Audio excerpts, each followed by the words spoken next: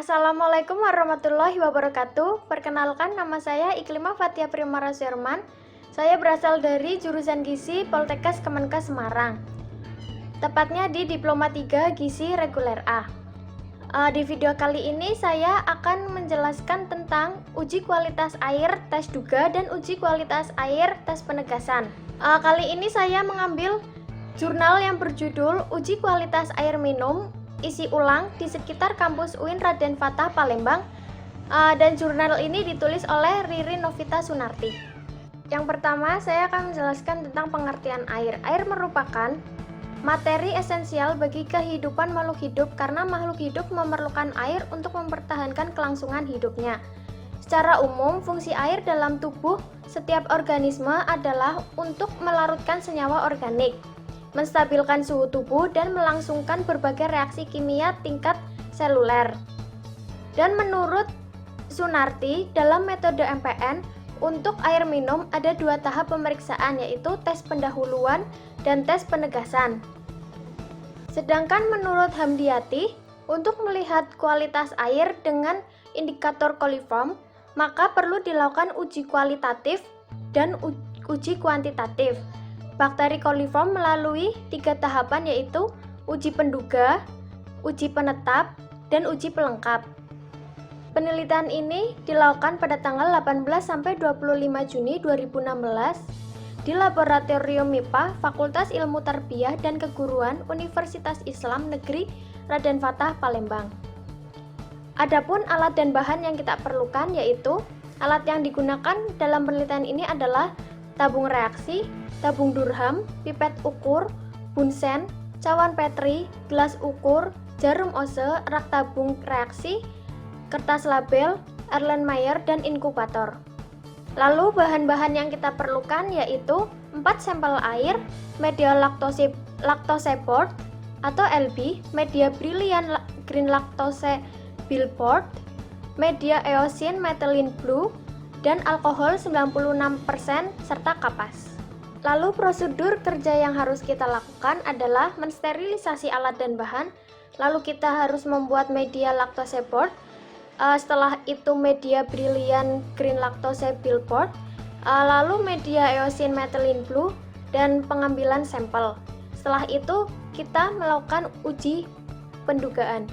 Pada uji pendugaan ini kita menyiapkan 9 tabung kultur yang masing-masing berisi 10 ml media cair kaldu laktose board steril yang sudah dilengkapi dengan tabung Durham.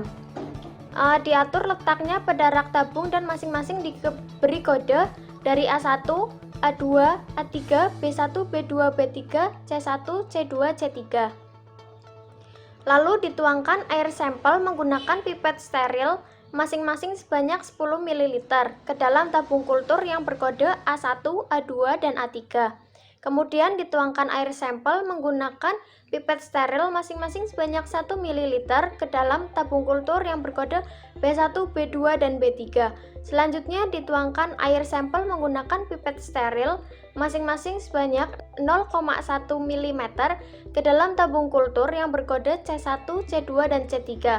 Terakhir, diinkubasi 9 tabung kultur yang sudah diperlakukan pada suhu 37 derajat Celcius selama 1 kali 24 jam. Lalu tahap selanjutnya yang kita lakukan adalah uji penegasan. Dalam uji penegasan ini disiapkan tabung kultur yang masing-masing berisi 10 ml media cair Brilliant Green Lactose Billboard steril yang sudah dilengkapi dengan tabung Durham. Tabung diatur letaknya pada rak tabung dan masing-masing diberi kode yang sesuai dengan kode tabung yang positif pada uji pendugaan. Misalnya A1, A2, A3, B1, B2, B3, dan C1, C2, C3, sehingga jumlahnya sama dengan jumlah tabung yang positif saja. Lalu, air dituangkan ke dalam sampel yang sudah diinkubasi dalam media kultur laktosa menggunakan pipet steril masing-masing 1 ml ke dalam tabung yang positif. Kemudian, kultur diinkubasi pada suhu 45 derajat Celcius selama 1 kali 24 jam. Lalu tahap yang berikutnya kita akan melakukan uji penguat. Pada uji penguat, sampel yang positif pada uji penegasan diinokulasi sebanyak 1 oz ke permukaan media eosin methylene blue secara zigzag lalu diinkubasi dalam suhu 37 derajat Celcius selama 1 kali 24 jam. Pertumbuhan koloni diamati pada media eosin methylene blue. Koloni yang menampakkan adanya kilau metalik adalah koloni bakteri Escherichia coli.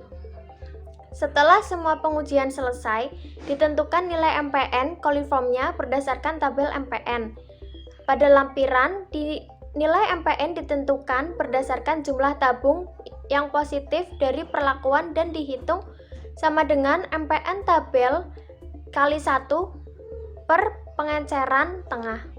Lalu berikutnya, hasil dari penelitian ini adalah pengujian kualitas air isi ulang dilakukan dengan metode MPN atau Most Probable Number terhadap bakteri coliform dan E. coli.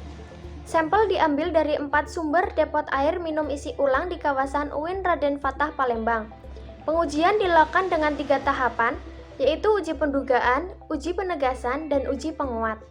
Hasil dari uji praduga terhadap kualitas air isi ulang menunjukkan bahwa sampel 1, 2, 3, dan 4 menunjukkan hasil bahwa positif coliform. Uji praduga digunakan untuk mengetahui ada tidaknya bakteri coliform dalam air isi ulang. Sampel difermentasikan pada media LB atau lactose broth masing-masing sebanyak 10 ml, 1 ml, dan 0,1 ml. Hasil positif menunjukkan adanya gelembung gas yang dihasilkan pada tabung Durham. Gelembung gas dihasilkan dari aktivitas bakteri coliform yang memfermentasikan laktosa sebagai sumber karbohidratnya dan menghasilkan gas sebagai produk akhirnya. Menurut Nuria, tabung Durham berfungsi untuk menangkap gas hasil fermentasi laktosa agar dapat diamati. Semua sampel menunjukkan hasil yang positif, berarti semua sampel mengandung coliform. Jumlah bakteri coliform berbeda-beda dengan nilai tertinggi yaitu lebih dari 1000 npm per mililiter dan yang terendah yaitu 14 npm per mililiter. Lalu selanjutnya ada hasil dari uji penegasan. Tabung yang menunjukkan hasil positif diuji lebih lanjut dengan uji penegasan menggunakan media selektif yaitu Brilliant Green Lactose Billboard. Uji ini dilakukan untuk membuktikan adanya bakteri coliform fekal pada sampel air dengan cara membedakan adanya gelembung atau tidak adanya gelembung. Gelembung udara yang dihasilkan pada tabung Durham disebabkan oleh adanya aktivitas respirasi mikroorganisme yang berupa gelembung gas. Tabung dinyatakan positif bila di dalam tabung Durham terbentuk gas dan dinyatakan negatif apabila tidak adanya gelembung. Hasil dari uji penegasan yaitu didapatkan bahwa keempat sampel positif mengandung bakteri coliform fekal. Nilai rata-rata MPN tertinggi pada sampel keempat yaitu lebih dari 1100 MPN per 100 ml dan nilai terendah pada sampel ketiga yaitu 14 MPN per 100 ml. Menurut Brooks, bila dalam biakan media EMB terdapat bakteri Escherichia coli, maka asam yang dihasilkan dari fermentasi akan menghasilkan warna koloni yang spesifik untuk bakteri Escherichia coli, yaitu koloni yang berwarna hijau dengan kilap logam.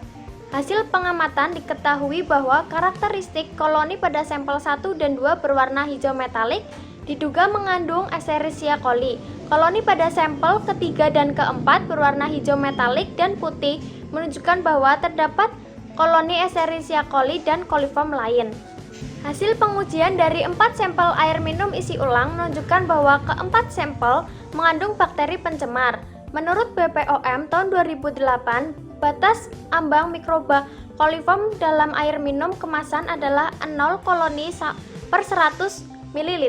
Berdasarkan hasil, kandungan bakteri coliform pada masing-masing sampel melebihi 2 koloni per 100 ml, sehingga dikategorikan bahwa keempat sampel air minum isi ulang tersebut tidak layak konsumsi.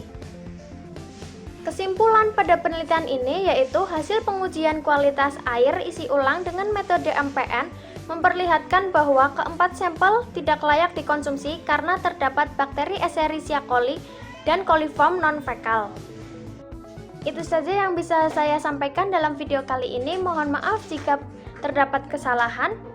Dan saya membuat video ini untuk memenuhi tugas mikrobiologi pangan. Sekian, terima kasih. Wassalamualaikum warahmatullahi wabarakatuh.